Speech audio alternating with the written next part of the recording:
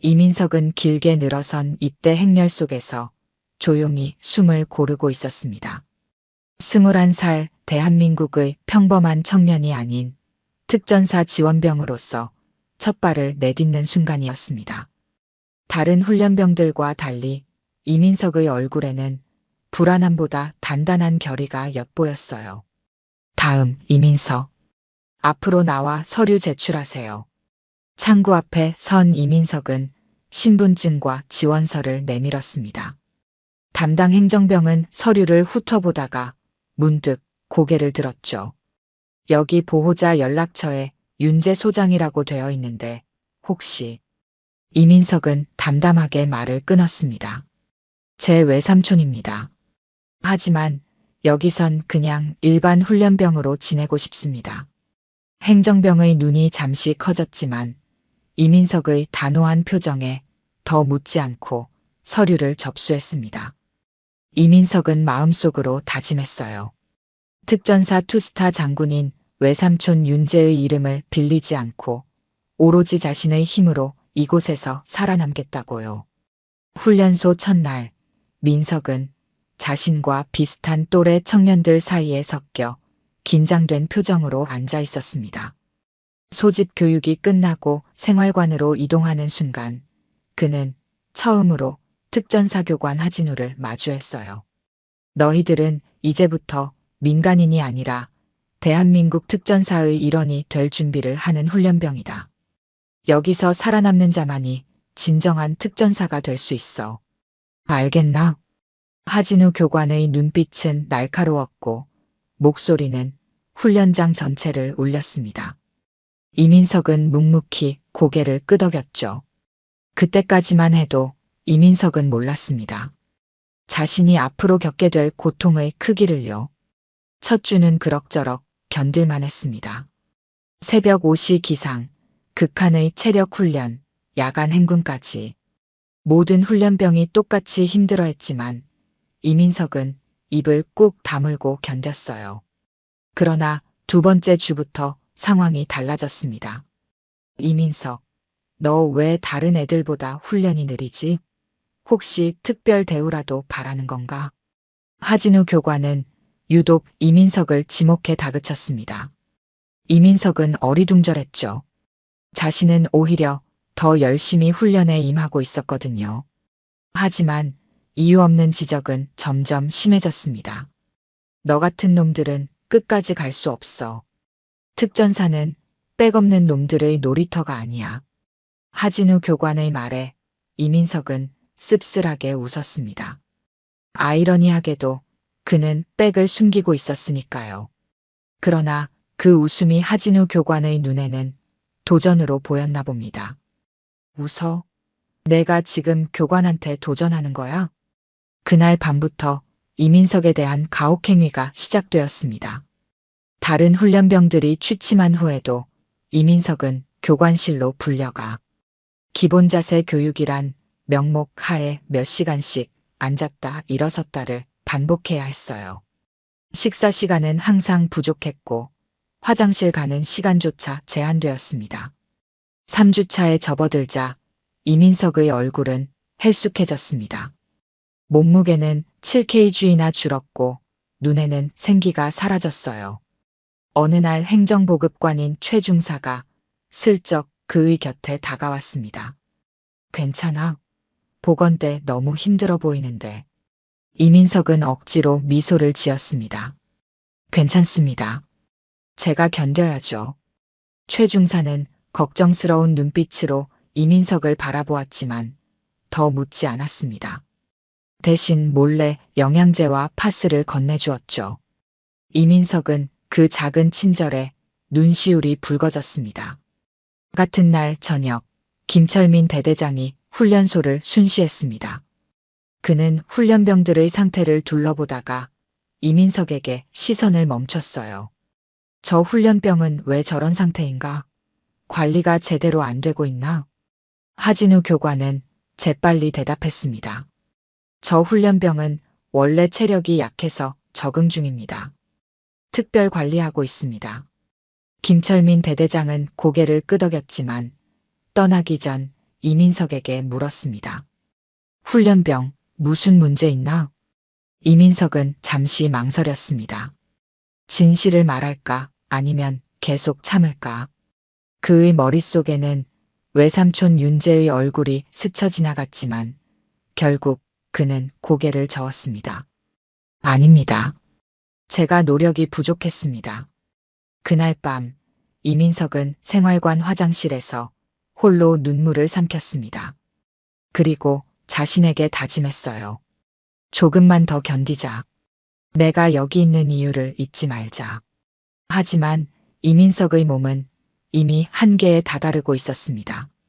훈련 5주차 이민석의 상태는 눈에 띄게 악화되었습니다. 밤새 반복된 기압과 폭언으로 그의 몸은 이미 한계를 넘어서고 있었어요.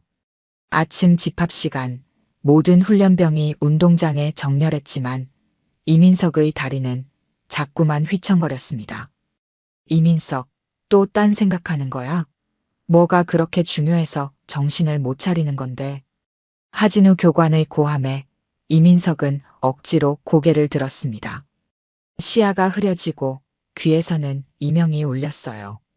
인사를 하려던 순간 이민석의 몸이 앞으로 쓰러졌습니다. 야, 이민석. 일어나. 지금 장난치는 거야? 하진우 교관은 쓰러진 이민석의 어깨를 발로 툭툭 찼습니다. 하지만 이민석은 미동도 하지 않았죠. 얼굴은 창백하게 변했고 이마에서는 식은땀이 흘러내렸습니다. 주변 훈련병들이 술렁이기 시작했어요. 교관님, 이민석이 의식이 없는 것 같습니다. 누군가의 외침에 하진우 교관도 상황의 심각성을 깨달았습니다. 그제야 그는 의무대를 호출했죠. 10분 후 이민석은 들것에 실려 부대 의무실로 이송되었습니다. 의무실에서 이민석을 처음 본 이소영 간호장교는 놀라움을 감추지 못했습니다. 이 훈련병 상태가 심각한데요? 몸무게가 얼마나 빠진 거예요? 탈수 증상이 심하고 영양실조 상태입니다. 이런 상태로 훈련을 계속했다고요? 하진우 교관은 시선을 피하며 변명했습니다. 그냥 체력이 약한 훈련병이라 관리 중이었습니다. 오늘 아침에 갑자기 쓰러졌을 뿐이에요. 이소영 간호장교는 고개를 절레절레 흔들었습니다. 이건 단순한 체력 문제가 아니에요. 즉시 군병원으로 이송해야 합니다. 신장 기능이 위험할 수 있어요. 의무실에서 간이 검사를 마친 결과는 충격적이었습니다. 심각한 탈수와 함께 근육 손상으로 인한 횡문근육해증 의심 소견이 나왔어요. 이소영 간호장교는 즉시 군 병원 긴급 이송을 지시했습니다. 이 훈련병 상태는 생명이 위험할 수 있어요. 보고서를 작성해야겠습니다.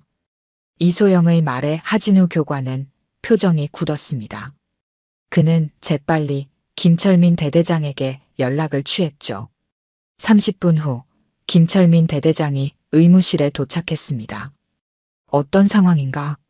왜 이렇게 된 거지? 이소영 간호장교가 이민석의 상태를 설명하자 김철민 대대장의 표정이 어두워졌습니다. 간호장교님, 이거는 내부적으로 처리하겠습니다. 보고서는 일단 보류해 주세요. 특전사 훈련병의 컨디션 문제로 기록하는 게 좋겠습니다. 이소영은 항의하려 했지만 김철민 대대장의 단호한 태도에 결국 침묵했습니다. 이민석은 그날 오후 군 병원 중환자실로 이송되었어요. 병원에 도착한 이민석은 의식이 흐릿했습니다. 의료진들이 분주히 움직이는 사이 그는 침대 옆 테이블에 놓인 자신의 휴대폰을 희미하게 볼 수 있었어요. 5주 만에 처음으로 손에 쥐게 된 휴대폰이었습니다. 의료진이 잠시 자리를 비운 틈을 타 이민석은 떨리는 손으로 휴대폰을 들었습니다. 그동안 참았던 모든 것이 한순간에 무너져 내렸어요. 더 이상 혼자 견딜 수 없다는 생각이 밀려왔습니다. 이민석은 마지막 힘을 짜내 외삼촌 윤재의 번호를 눌렀습니다. 서울특전사령부에서 윤재 소장은 회의를 마치고 막 사무실로 돌아왔습니다. 책상 위 전화기가 울리자 그는 무심코 받았어요. 윤재입니다. 수화기 너머로 들려온 목소리는 가냘프고 떨렸습니다. 삼촌, 제발 도와주세요. 저 죽을 것 같아요. 윤재의 얼굴에서 핏기가 싹 가셨습니다. 5주 만에 처음 듣는 조카의 목소리였어요. 그동안 부대에서 받은 연락은 훈련 잘 받고 있습니다라는 형식적인 메시지뿐이었습니다. 민석아, 어디야? 무슨 일이야? 이민석의 숨소리가 거칠게 들렸습니다. 군병원, 중환자실.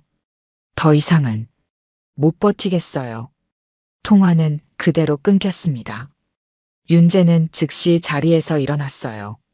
그의 눈에는 차갑고 날카로운 빛이 서렸습니다. 비서실, 지금 당장 이민석 훈련병이 입원한 군 병원 위치를 확인하라. 사단 내 비상 상황이다. 윤재의 명령에 참모들이 순식간에 움직였습니다. 10분 만에 이민석이 있는 병원 위치가 확인되었고 윤재는 직접 헬기 출동을 지시했어요. 지금 즉시 준비하라. 내가 직접 현장으로 가겠다. 참모장이 조심스럽게 물었습니다. 소장님, 국방부에 보고 절차가. 윤재가 차갑게 말을 잘랐습니다. 절차는 내가 현장 확인 후에 밟겠다. 지금은 시간이 없다.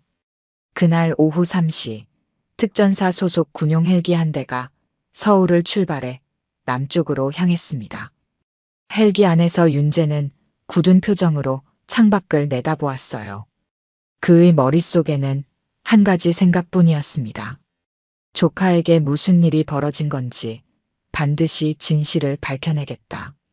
헬기가 군 병원을 향해 날아가는 동안 이민석은 중환자실에서 의식 없이 누워 있었습니다.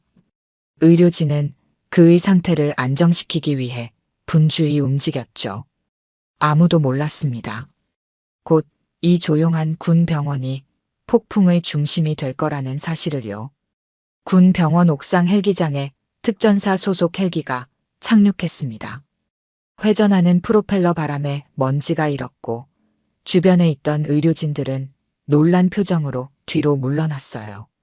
헬기에서 내린 사람은 바로 윤재 소장이었습니다. 특전사 사령부 소속 투스타 장군의 갑작스러운 등장에 병원은 순식간에 긴장감이 감돌았죠. 소장님, 갑작스러운 방문에 준비가 안 되어 있습니다. 병원장이 황급히 달려와 인사했습니다. 윤재는 형식적인 인사를 건너뛰고 바로 본론으로 들어갔어요. 이민석 훈련병이 있는 곳으로 안내해 주십시오. 지금 당장요. 병원장의 안내를 받아 윤재는 곧장 중환자실로 향했습니다. 문 앞에서 주치의가 그를 맞이했어요. 소장님, 환자는 현재 안정 중입니다만 상태가 심각합니다. 심한 탈수와 영양실조, 그리고 근육 손상으로 인한 횡문 근육해증이 확인됐습니다. 신장 기능도 손상됐고요. 윤재의 표정이 더욱 굳어졌습니다. 그는 조용히 물었죠. 이런 상태가 되려면 얼마나 학대를 받아야 하는 겁니까? 주치의는 잠시 망설이다 답했습니다.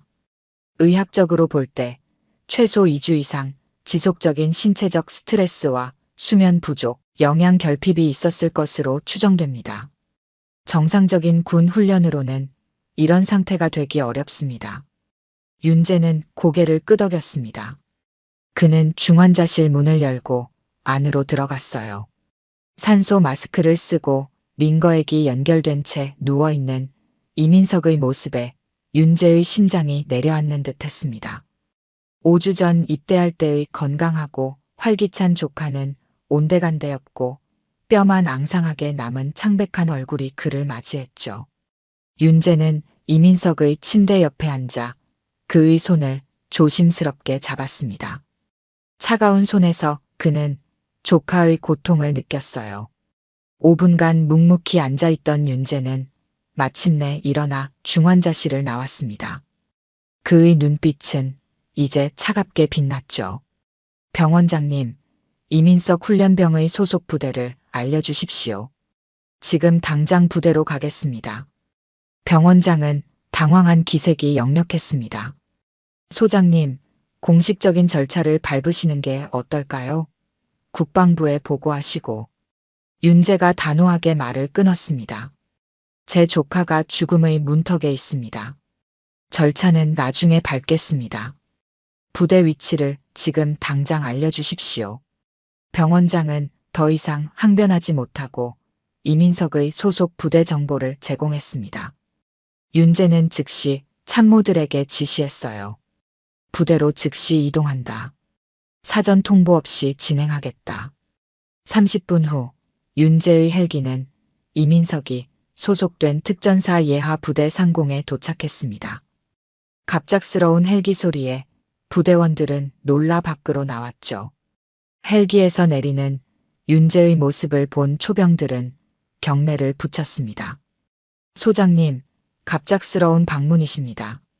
대대장님께서는 외부 회의 중이십니다. 윤재는 대답하지 않고 곧장 부대 본부로 향했습니다. 그의 발걸음은 묵직했고 눈빛은 날카로웠어요. 본부에 도착하자 부대원들이 황급히 경례를 붙였죠. 소장님 오신다는 연락을 못 받았습니다. 윤재는 차가운 목소리로 말했습니다. 연락하지 않았다. 지금 당장 이민석 훈련병의 담당 교관을 불러라. 10분 후 하진우 교관이 긴장된 표정으로 본부에 도착했습니다. 그는 윤재 소장 앞에서 경례를 붙였어요. 교관 하진우입니다, 소장님. 윤재는 하진우를 뚫어지게 쳐다보았습니다. 이민석 훈련병에게 무슨 일이 있었는지 설명하라. 하진우는 잠시 당황한 기색을 보이다가 곧 태도를 가다듬었습니다. 훈련병 이민석은 체력이 약해서 적응에 어려움을 겪었습니다. 특별 관리 중이었지만 오늘 아침에 갑자기 쓰러졌습니다. 윤재의 목소리가 더욱 낮아졌습니다. 특별 관리라. 그 특별 관리 덕분에 내 조카가 지금 죽음의 문턱에 서 있다. 하진우의 얼굴이 창백해졌습니다. 그는 방금 윤재가 한 말을 제대로 이해하지 못한 듯 했어요. 조카라고 하셨습니까? 윤재는 천천히 고개를 끄덕였습니다. 이민석은 내 조카다. 하지만 그건 중요하지 않아. 중요한 것은 한 병사가 비정상적인 학대를 받았다는 사실이지. 하진우의 얼굴에서 핏기가 싹 가셨습니다. 그는 말을 더듬으며 변명을 시작했지만 윤재는 그의 말을 무시하고 다음 지시를 내렸어요. 지금 당장 이민석 훈련병의 생활관과 훈련 기록, 담당 교관들의 명단을 가져오라. 그리고 부대 CCTV 영상도 확보하라. 윤재의 참모진은 즉시 움직이기 시작했습니다. 그들은 윤재의 지시에 따라 부대 내 자료와 영상을 수집하기 시작했죠. 하진우 교관은 그 자리에서 꼼짝하지 못했습니다. 군사경찰대를 호출하라. 이거는 공식 수사가 필요하다. 윤재의 지시에 참모진이 즉시 연락을 취했습니다. 30분 후 군사경찰팀이 부대에 도착했어요. 윤재는 군사경찰 책임자에게 상황을 간략히 설명했습니다. 특전사 훈련병에 대한 가혹행위 의혹이 있다. 철저히 수사하라. 이때 부대 정문에 차 한 대가 급하게 들어왔습니다. 김철민 대대장이 회의에서 급히 복귀한 것이었죠. 그는 본부로 서둘러 들어와 윤재 소장에게 경례를 붙였습니다. 소장님, 갑작스러운 방문에 놀랐습니다. 무슨 일이십니까? 윤재는 김철민을 날카롭게 쳐다보았습니다. 이민석 훈련병의 건에 대해 설명해보게. 김철민은 잠시 당황한 기색을 보였지만 곧 표정을 가다듬었습니다. 아, 오늘 아침에 훈련 중 쓰러진 훈련병 말씀이십니까? 체력이 약한 병사라 관리 중이었습니다만. 윤재가 말을 끊었습니다. 체력이 약해서 중환자실에 입원할 정도가 된다고 생각하나? 김철민은 말문이 막혔습니다. 윤재는 계속해서 말을 이었어요. 지금부터 이 부대는 철저한 조사를 받게 될 것이다. 한 병사의 생명을 위협할 정도의 가혹행위가 있었다면 그 책임자는 반드시 처벌받을 것이다. 윤재의 단호한 선언에 본부 내에는 무거운 침묵이 내려앉았습니다. 그날 저녁 특전사 예하 부대 전체가 소장의 직접 방문으로 뒤숭숭해졌습니다. 아무도 예상하지 못했던 폭풍이 시작된 것이었죠. 다음 날 아침 특전사 예하 부대 본부는 긴장감으로 가득했습니다. 윤재 소장은 밤새 부대에 머물며 조사를 계속했어요. 그는 수집된 자료들을 꼼꼼히 검토하고 있었습니다. CCTV 영상, 훈련 일지, 의무 기록까지 모든 것을 살펴보았죠. 이 부분이 이상합니다. 윤재는 훈련 일지를 가리켰습니다. 일지에는 이민석이 정상적으로 훈련을 받은 것으로 기록되어 있었지만 의무 기록에는 여러 차례 탈진 증상으로 의무실을 찾은 흔적이 있었어요. 기록이 일치하지 않습니다. 훈련 일지는 조작된 것 같습니다. 참모장이 그의 옆에서 조용히 보고했습니다. 소장님, CCTV 영상 중 일부가 누락되어 있습니다. 특히 야간 시간대의 영상이 대부분 없습니다. 윤재의 표정이 더욱 어두워졌습니다. 그때 문이 열리고 김철민 대대장이 들어왔어요. 소장님, 아침 식사 준비가 되었습니다. 식당으로 안내해드리겠습니다. 윤재는 고개를 들지 않고 대답했습니다. 필요 없다. 먼저 설명해보게. 왜 CCTV 영상이 누락되어 있지? 김철민은 잠시 말을 고르더니 대답했습니다. 장비 노후로 인한 오작동입니다. 부대 예산 문제로 교체가 늦어져서. 윤재가 그의 말을 자르며 차갑게 말했습니다. 대대장, 날 속이지 말게. 내가 군 생활 얼마나 했다고 생각하나? 장비 노후로 야간 시간대만 선택적으로 녹화가 안 된다고 생각하나? 김철민의 얼굴이 굳어졌습니다. 그는 아무 말도 하지 못했어요. 윤재는 자리에서 일어나 창가로 걸어갔습니다. 대대장, 난 이 부대에서 무슨 일이 벌어졌는지 반드시 밝혀낼 것이다. 훈련병 한 명이 죽을 만큼 고통받았다면 그건 단순한 훈련이 아니라 범죄 행위다. 김철민이 마침내 입을 열었습니다. 소장님, 솔직히 말씀드리겠습니다. 이민석 훈련병은 특별한 케이스였습니다. 다른 훈련병보다 뒤처지는 모습을 보여 특별 관리를 했을 뿐입니다. 윤재는 천천히 고개를 돌려 김철민을 응시했습니다. 특별 관리? 그래서 내 조카가 혼수 상태가 됐나? 하진우 교관을 불러라. 지금 당장. 10분 후 하진우 교관이 긴장된 표정으로 본부에 들어왔습니다. 그는 윤재 앞에 서서 경례를 붙였어요. 교관 하진우입니다. 윤재는 테이블 위에 놓인 서류 하나를 들어 하진우에게 보여주었습니다. 교관은 2년 전에도 훈련병 가혹행위로 조사를 받은 적이 있군. 하진우의 얼굴이 창백해졌습니다. 윤재는 계속 말을 이었어요. 당시에는 증거 불충분으로 무혐의 처리되었지만 흥미롭게도 당시 내가 그 사건을 간접적으로 들은 적이 있다. 그래서 얼굴이 익숙하다고 생각했는데 하진우는 말을 더듬으며 대답했습니다. 그건 오해였습니다. 저는 단지 엄격한 교육을 했을 뿐입니다. 윤재는 냉정하게 대답했습니다. 이민석에게도 그저 엄격한 교육을 한 것인가? 그래서 그가 지금 중환자실에 누워있나? 하진우가 급하게 변명했습니다. 이민석 훈련병은 특히 훈련에 적응을 못했습니다. 그리고 저항적인 태도를 보였습니다. 저는 그를 올바른 군인으로 만들기 위해 최선을 다했을 뿐입니다. 윤재의 얼굴에 분노가 스쳤지만 그는 감정을 억누르고 차분히 물었습니다. 저항적인 태도라. 구체적으로 설명해보게. 하진우는 잠시 말을 고르더니 대답했습니다. 예를 들어 지시를 내릴 때 불만스러운 표정을 짓거나 다른 훈련병들보다 느리게 행동하거나. 윤재가 갑자기 책상을 내리쳤습니다. 그 소리에 방 안의 모든 사람이 움찔했어요. 거짓말 마라.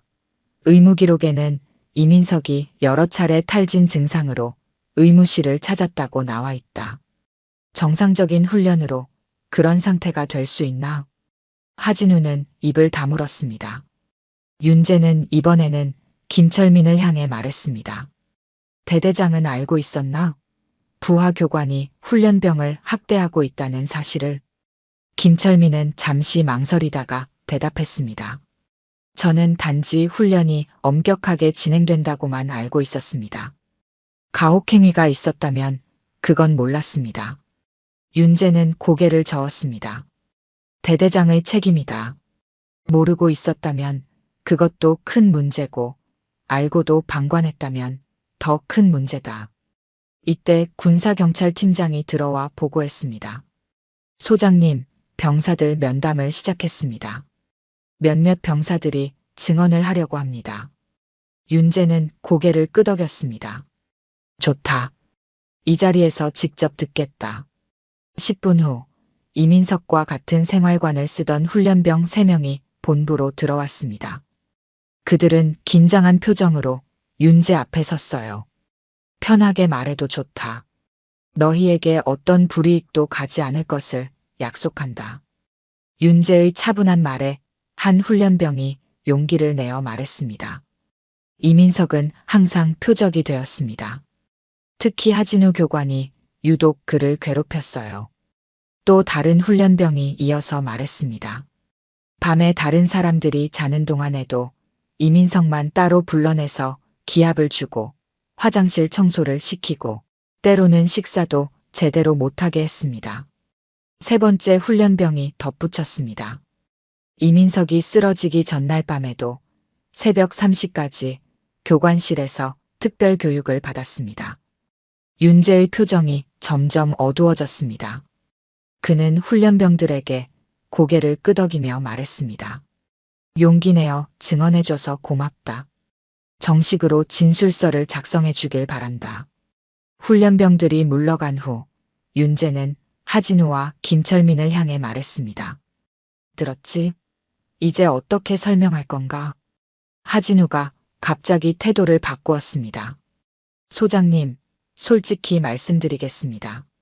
이민석 훈련병은 중령 외삼촌이 있다며 특별 대우를 받았습니다. 저는 그런 태도를 바로 잡아주려 했을 뿐입니다.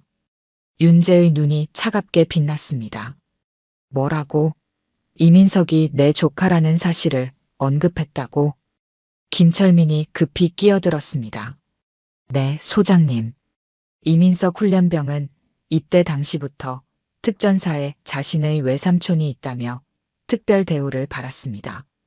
윤재는 한동안 말이 없었습니다. 그의 머릿속에 여러 생각이 스쳐 지나갔어요. 이민석은 자신이 알기론 절대 그런 아이가 아니었습니다. 오히려 그 반대였죠. 항상 자신의 힘으로 이겨내려 했던 아이였습니다. 증거를 보여주게. 김철민과 하진우는 서로 눈치를 보았습니다. 그들은 아무런 증거도 제시하지 못했어요. 윤재는 그제야 상황을 완전히 이해했습니다. 거짓말이군. 이민석은 내가 누군지 절대 밝히지 않았을 거다. 그리고 그게 바로 너희가 그를 표적으로 삼은 이유지. 백없는 훈련병이라고 생각했으니까. 김철민과 하진우의 표정이 굳어졌습니다. 윤재는 차갑게 말을 이었어요. 이제 모든 것이 명확해졌다. 군사경찰에 모든 증거를 넘기겠다. 가혹행위와 증거인멸, 그리고 거짓 진술까지. 너희는 군인으로서의 자격이 없다. 윤재의 단호한 선언에 본부 내에는 무거운 침묵이 내려앉았습니다. 그때 문이 열리고 행정보급관인 최 중사가 조심스럽게 들어왔어요. 소장님, 잠시 말씀드려도 될까요? 윤재는 고개를 끄덕였습니다. 최 중사는 긴장된 표정으로 말을 이었죠. 사실 이민석 훈련병에 관해 더 말씀드릴 것이 있습니다. 윤재는 최 중사를 주목하며 자리를 권했습니다. 방 안의 긴장감이 최고조에 달한 순간이었어요. 말해보게, 최 중사. 최 중사는 김철민 대대장과 하진우 교관을 힐끗 보더니 결심한 듯 말을 시작했습니다.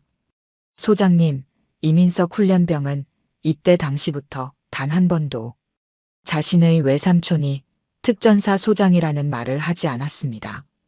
오히려 그 반대였습니다. 윤재의 눈이 빛났습니다. 그는 최 중사가 계속 말하도록 고개를 끄덕였어요. 제가 행정보급관으로서 입대 서류를 처리했습니다. 보호자 연락처에 소장님의 이름이 있어서 한 번 물어봤습니다. 혹시 윤재 소장님과 관계가 있냐고요.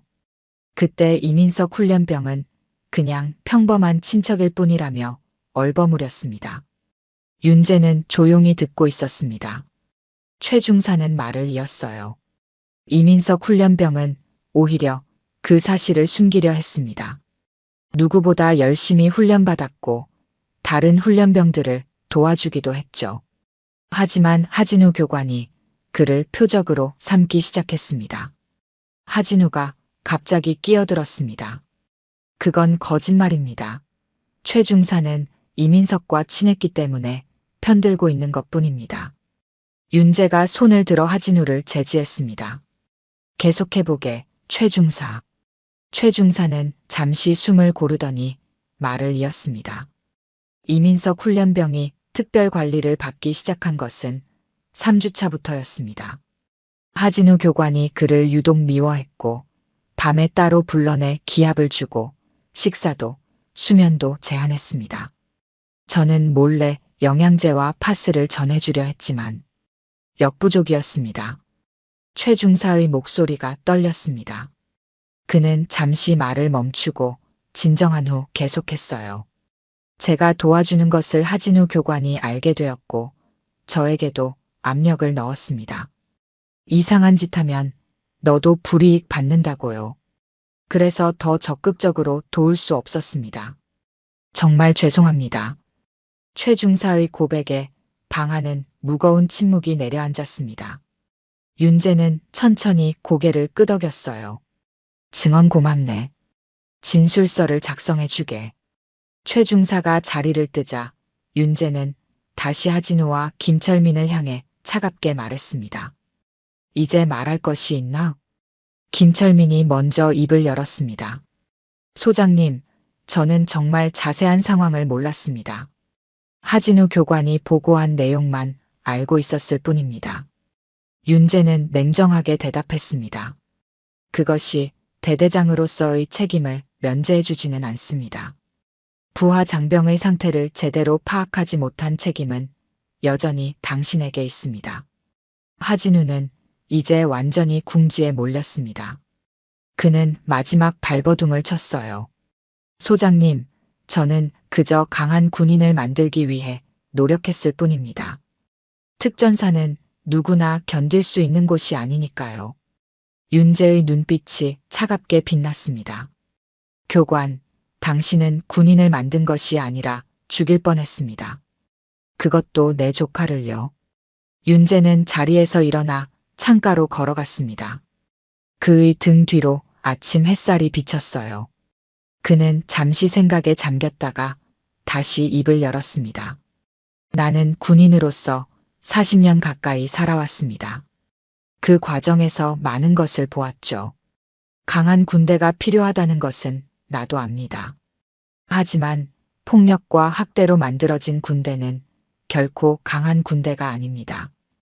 윤재가 천천히 몸을 돌려 하진우와 김철민을 마주 보았습니다. 군인은 서로를 지키기 위해 존재합니다. 병사 한 명의 생명도 소중하게 여기지 않는 군대가 어떻게 국민의 생명을 지킬 수 있겠습니까?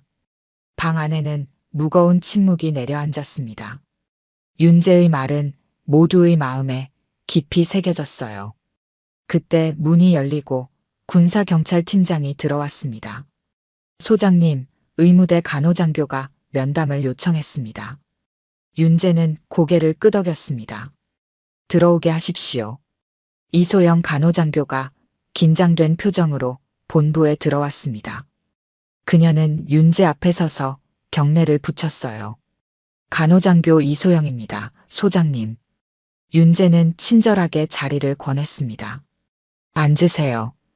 무슨 말씀을 하고 싶으신가요? 이소영은 잠시 망설이다가 결심한 듯 말했습니다. 소장님, 이민석 훈련병의 건강 상태에 대해 증언하고 싶습니다. 그는 5주 동안 총 4번 의무실을 찾았습니다. 매번 탈진 증상과 영양 결핍 징후를 보였습니다. 윤재는 조용히 듣고 있었습니다. 이소영은 긴장된 표정으로 말을 이었어요. 마지막으로 의무실에 왔을 때 저는 그의 상태가 심각하다고 판단하고 상부에 보고했습니다. 하지만 김철민 대대장이 훈련병의 컨디션 문제로 기록하라고 지시했습니다. 김철민의 얼굴이 창백해졌습니다. 이소영은 계속 말을 이었어요. 소장님, 제가 본 이민석 훈련병의 상태는 단순한 훈련이 아니라 학대의 결과였습니다. 그는 심각한 탈수 상태였고 영양실조 징후가 뚜렷했으며 수면 부족으로 인한 인지 기능 저하까지 보였습니다. 윤재는 고개를 끄덕였습니다. 용기 내어 증언해 주셔서 감사합니다. 진술서를 작성해 주시겠습니까? 이소영은 고개를 끄덕였습니다. 그녀가 방을 나가자 윤재는 다시 김철민을 향해 말했습니다. 대대장, 의료진의 보고를 무시했다는 건가요? 김철민은 변명할 말을 찾지 못했습니다. 윤재는 냉정하게 말을 이었어요. 증거는 이제 충분합니다. 하진우 교관은 가혹행위 혐의로, 김철민 대대장은 직무유기와 증거인멸 혐의로 군사경찰에 인계하겠습니다. 이때 갑자기 밖에서 소란이 일었습니다. 윤재의 참모장이 급히 들어와 보고했어요. 소장님, 기자들이 부대 앞에 모여 있습니다. 누군가 정보를 유출한 것 같습니다. 윤재는 잠시 생각하더니 말했습니다. 괜찮습니다. 언론의 관심은 오히려 이 사건이 제대로 처리되는데 도움이 될 것입니다. 참모장이 조심스럽게 말을 이었습니다. 하지만 소장님, 언론에서는 투스타 장군이 조카를 위해 군대를 뒤흔들었다는 식으로 보도하고 있습니다. 윤재는 잠시 생각에 잠겼습니다. 그는 예상했던 일이었습니다. 사적인 감정으로 공적 권한을 남용했다는 비판이 나올 것을요. 하지만 윤재는 흔들리지 않았습니다. 내 행동은 조카만을 위한 것이 아닙니다. 이런 가혹행위가 있는 한 어떤 훈련병이라도 같은 일을 당할 수 있습니다. 이것은 한 병사의 문제가 아니라 우리 군대 시스템의 문제입니다. 윤재는 자리에서 일어났습니다. 언론과의 면담을 준비하세요. 군인으로서 그리고 한 사람의 시민으로서 진실을 밝힐 의무가 있습니다. 그날 오후 특전사령부 소속 윤재 소장은 언론 앞에 섰습니다. 그의 표정은 단호했고 목소리는 힘이 있었어요. 저는 오늘 군인으로서 그리고 한 사람의 삼촌으로서 여러분 앞에 섰습니다. 제 조카가 가혹행위로 중환자실에 있다는 사실을 알게 되었고 즉각적인 조치를 취했습니다. 윤재의 발언은 전국에 생중계되었습니다. 그의 다음 말이 모든 것을 바꿔놓을 것이었죠. 하지만 이것은 단지 제 조카의 문제가 아닙니다. 우리 군대 내에서 용납할 수 없는 가혹행위가 있었다는 사실, 그리고 이를 은폐하려는 시도가 있었다는 사실입니다. 이러한 문제는 반드시 바로잡아야 합니다. 윤재의 절제된 분노와 명확한 메시지는 많은 사람들의 마음을 움직였습니다. 그의 발언이 끝난 후 기자들의 질문이 쏟아졌어요. 소장님, 공적 권한을 사적으로 이용한 것 아닙니까? 윤재는 차분하게 대답했습니다. 만약 제 조카가 아닌 다른 훈련병이었어도 똑같이 행동했을 것입니다. 군인의 생명을 위협하는 어떠한 행위도 용납할 수 없습니다. 그의 단호한 대답에 기자들은 더 많은 질문을 쏟아냈지만 윤재는 더 이상의 코멘트 없이 자리를 떠났습니다. 그날 저녁 이 뉴스는 전국적으로 퍼져나갔고 대한민국은 또 다른 군대 가혹행위 사건에 주목하기 시작했습니다. 다음 날 전국 언론은 투스타 장군, 조카 위해 군대 뒤흔들어라는 제목으로 사건을 보도했습니다. 처음에는 윤재의 행동을 사적 권한 남용으로 비판하는 목소리가 높았어요. 국방부 회의에 참석한 윤재는 단호했습니다. 장관님, 제 조카가 가혹행위로 중환자실에 있다는 사실을 알게 되었고 즉각 조치했습니다. 공식 절차를 따랐다면 증거는 이미 인멸되었을 것입니다. 국방부 장관은 윤재에게 감사실 조사와 일시적 보직 정지를 통보했습니다. 윤재는 이를 받아들였지만 진실을 끝까지 밝히겠다는 의지는 변함없었어요. 병원에 도착한 윤재는 뜻밖의 상황을 맞이했습니다. 군 복무 중 사망하거나 피해를 입은 병사들의 가족들이 그를 기다리고 있었어요. 저는 지난해 특전사 훈련 중 사망한 정현우 훈련병의 어머니입니다. 부대에서는 개인 부주의로 인한 사고라고만 했지만 항상 의심이 있었어요. 더 많은 가족들이 비슷한 이야기를 들려주었습니다. 그들은 윤재에게 지지를 표했어요. 소장님, 언론은 당신을 비판하지만 저희는 당신을 지지합니다. 드디어 진실을 밝혀줄 사람이 나타났다고 생각합니다. 이 장면은 우연히 한 기자에 의해 촬영되었고 SNS를 통해 빠르게 퍼져나갔습니다. 여론은 급격히 바뀌기 시작했어요. 투스타 장군의 행동은 단순히 조카를 위한 것이 아니었다. 군 내부 가혹행위. 이번엔 진짜 바뀔까? 피해자 가족들이 윤재 소장 지지 선언. 트위터에는 해시태그 정의로운 사단장 해시태그가 트렌드에 올랐고 시민들의 지지 댓글이 쏟아졌습니다. 국방부도 상황을 주시하기 시작했어요. 그날 저녁 국방부 장관은 긴급 기자회견을 열었습니다. 이번 사건의 심각성을 인지하고 특별조사단을 구성해 철저히 조사하겠습니다. 가혹행위 책임자들은 엄중히 처벌받을 것입니다. 윤재의 단호한 행동은 예상치 못한 파장을 일으켰습니다. 한 사람의 분노가 군 내부의 오랜 관행에 균열을 내기 시작한 것이었어요. 이민석은 집중치료 5일차에 마침내 의식을 되찾았습니다. 눈을 뜬 그의 시야에 처음 들어온 것은 병실 의자에서 꾸벅꾸벅 조는 윤재의 모습이었어요. 삼촌. 희미한 목소리에 윤재는 화들짝 놀라 잠에서 깼습니다. 그는 재빨리 이민석의 침대로 다가갔어요. 민석아, 정신이 들어? 어떻게 느껴? 이민석은 희미하게 미소 지었습니다. 그의 눈에는 눈물이 고였어요. 미안해요, 삼촌. 제가 결국 전화해버렸네요. 윤재는 이민석의 손을 꼭 잡았습니다. 미안해할 것 없어. 내가 용기 내서 전화한 덕분에 더 큰 비극을 막을 수 있었어. 이민석은 천천히 고개를 돌려 병실 창밖을 바라보았습니다. 그의 표정에는 여전히 부끄러움이 남아 있었어요. 저는 그냥 제 힘으로 해내고 싶었어요. 삼촌 이름 안 밝히고. 윤재는 이민석의 말에 고개를 끄덕였습니다. 내 마음 이해해. 하지만 그건 내 잘못이 아니야. 어떤 훈련병도 그런 대우를 받아서는 안 되는 거야. 의사가 들어와 이민석의 상태를 확인했습니다. 회복은 느리지만 안정적이었어요. 그날 오후 뜻밖의 방문객들이 병실을 찾았습니다. 최 중사와 이민석의 동기 훈련병 몇 명이었죠. 선배님들, 어떻게 오셨어요? 최 중사가 웃으며 대답했습니다. 너 보러 왔지. 걱정 많이 했어.